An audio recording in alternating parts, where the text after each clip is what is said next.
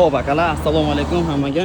Bugungi qiladigan ishlarimiz Labo mashinasiga ikkita Hikvision sigaretka kamera uстановка qilib beramiz. 4 megapiksellik, bittasi ko'chani syomka qiladi, bittasi salonni ichini syomka qiladi. Bunga ish jarayoni уже boshlanyapti.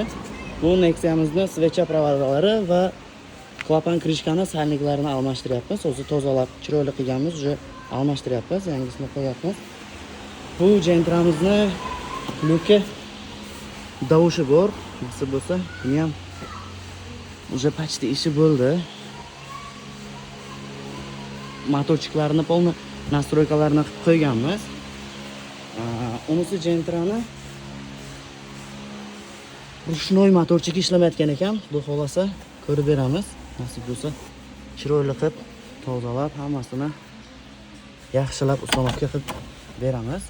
Bu yerda simlari o'zgina alapatish, hammasini porядкка qilib, rushnik motorchalarini ishlaydigan qilib beramiz. Kimga shunaqa xizmatlar kerak bo'lsa, nasib bo'lsa, bemalol aloqadamiz.